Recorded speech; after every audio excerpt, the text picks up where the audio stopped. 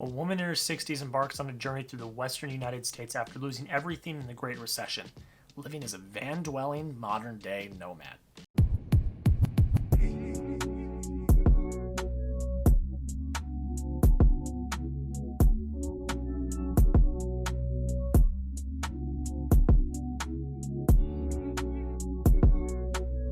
How's it going, everybody? Welcome back into another video, and today is another Fanatic film review. And if you guys saw my most anticipated films of this year, we're talking about one in the top 3. I am so excited today to be talking about Nomadland, directed by Chloe Zhao, starring Frances McDormand. I am thrilled to talk about this movie today. It finally came out for everyone on Hulu.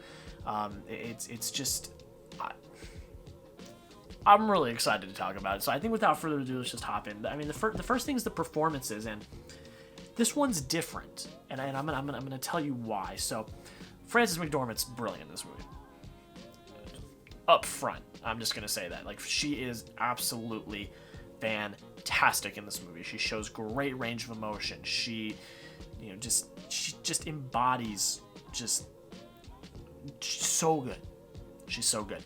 But then the supporting cast is all fantastic as well. But the thing about it is, and the thing that I love about this movie, because it makes it feel real, it makes it feel authentic, is a lot of the people in this movie are real people. They're not actors. They are literally just there, living life. Like, they brought the film crew, they brought Frances McDormand, and they brought the other one actor that was, and they're just going through this nomad town. They're going to these jobs. Like, they're literally on the floor at Amazon. Like, these are real people. They're not actors. They're not placed there. That's where these people were. And I loved that, because a lot of what this film is, and this is actually literally the next point I'm going to talk about, like, a lot of what this film is conversations. It's different conversations with these real people that Frances McDormand's having. We're talking about their real experiences, their real heartbreaks, the grief that they're going through. And it felt like documentary real, because they were just real people talking about their real lives inside of this film. And I loved that, because the conversations were so intimate. You know, most of the time it was just between Frances McDormand and the person. I love that they did that. That is a choice that they made that I think really paid off and was just absolutely fantastic. I mean, the conversations are the thing in this film that got me choked up, got me teared up, especially one between, well, we'll call him Santa Claus, but if you watch the movie, you know who we're talking. You know the conversation we're talking about, where he talks about his son. That is the most heartbreaking conversation, and they all are, because the theme of this film, and this is a point I was going to talk about at the end, but I'm going to bring it up now. This film, the overarching theme is grief. It's what this film's about. There's other themes that are sprinkled in, but what it comes down to in the end is grief.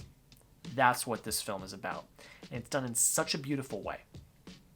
Telling stories of people that are going through their own grief. It was breathtaking. It literally took my breath away. It was absolutely a brilliant choice. And, you know, the dialogue is like I said, heartbreaking.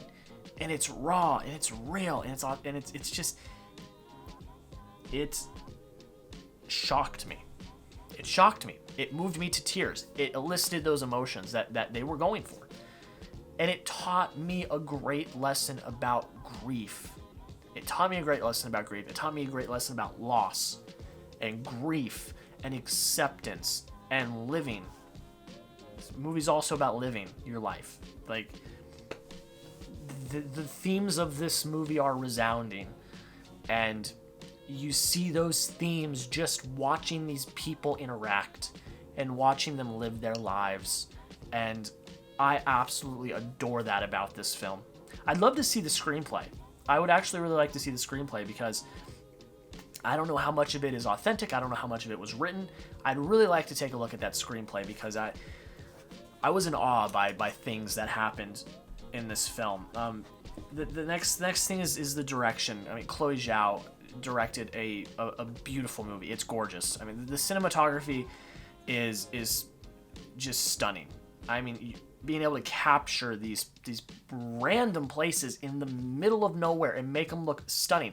Now, I already know Arizona. It's very easy to get nice pictures in Arizona because the sunsets are breathtaking. But you're in Nevada, you're in, I believe, Montana, I think, at a time. I don't even know. You're everywhere. I think you're in California at a time. They're able to make each location, no matter how unsavory it may actually look, make it look beautiful. And that is testament to Chloe Zhao. That is testament to her shot composition. Testament to how everything was blocked. It was fantastic. This is one of the most gorgeous films I've seen this year. For real. And I am so excited. I cannot state enough how excited I am for Chloe Zhao and the Eternals. I mean, she's done such great work, and this film is just another testament to how talented she is as a director. Another thing is the score. The score in this film is very intimate. It's very low key. It doesn't always hit because they like to use a lot of natural sound in this movie, and they like to rely just on the conversation itself. And I really like that. But the score comes in at the perfect times. It is very delicate, very intimate, and very beautiful. And it works very well with the themes of this film, with the dialogue, with performances. It is a character in it of itself, and it's just absolutely magnificent. The score really is good. I'm gonna listen to it. It's damn good. It's damn good. The pacing in this film is really, really fantastic as well. And you guys know that I am a heckler for of pace. I am the Scrooge of pace. I always talk down about the pace of movies. This movie is a slow burn, but it doesn't feel that way. I was entranced. I was just watching our main character interact with these people. I was entranced. I was not hypnotized, but I was just interested. Honestly, I was just interested. I wanted to hear what they were saying. And then when they weren't talking, we had the beautiful cinematography, the beautiful shots that were setting up the next location. The film flies by. That's not long. It's like an hour, 47 minutes. Not even 2 hours. But it really flew by. And that's something. For me to give really great credit for pace, it has to fly by. And I give credit to Chloe Zhao, everyone, the writer, everyone for that. And the last thing I'm going to say is that, and I've said this about a lot of films lately, the ending of this film is both heartbreaking but hopeful.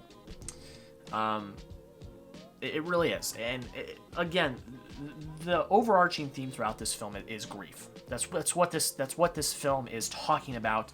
And watching Frances McDormand's character, how she ends up. I'm not going to spoil it. It just came out. Go watch it if you have not already. But how she ends up is beautiful. It really is. It's euphoric. I mean, it is just fantastic. And I left very satisfied. The film is absolutely fantastic. I don't have anything bad to say about it. I don't. I really don't. So we're just gonna hop into the point breakdown then. I mean, I don't have anything to say about it. So out of 25 for entertainment, I gave it a 22. 20 out of 20 for performances. 10 out of 10 for direction, 10 out of 10 for writing, 10 out of 10 for emotion, and 10 out of 10 for cinematography. The clean sweep for technical categories. 4 out of 5 for pacing, 5 out of 5 for rewatchability, and an automatic 5 out of 5 points. If you did the math, that means I gave Nomadland a 96 out of 100. Now, it's technically a 2020 movie, so it's not going on my 2021 list, but it would be one of my favorite of 2021. It's by far one of my favorite movies I've seen this year. It just happens to fall in the 2020 list. Right now, this is my front runner for Best Picture. I'm pretty sure I've seen all of the top contenders. I'd have to go check. I haven't seen News of the World, which is now making a swift resurgence in the Oscars. But this is my front runner. It's a beautiful movie. And it's on Hulu. None of you have an excuse to not watch this film. It's beautiful. It's beautiful. It will make you cry. It will make you tear up. It will elicit emotions. And it's brilliant. And I really enjoyed it. But guys, that's pretty much it. Let me know down below in the comments, what did you think of Nomadland? Did you like it? Did you hate it? Let me know why. We got a lot of great content coming up on the channel, as well as on my website, Fanatic Film Review, where you get more in-depth written reviews. Also follow me on social media at Jack Lauderite and on Letterboxd at Fanatic Films. Those will all be down below in the description.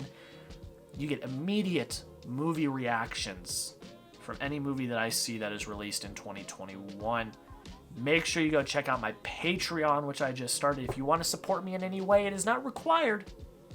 But if you would like to, I'd really appreciate it. And of course, if you enjoyed, please consider dropping a like, commenting, and subscribing. Right as I recorded this, I just found out I just hit 600 subscribers. Thank you all so much. That is an achievement that I do not take lightly. I really appreciate it. Guys, that is pretty much it. Have a good rest of your day, and we'll see you in the next video.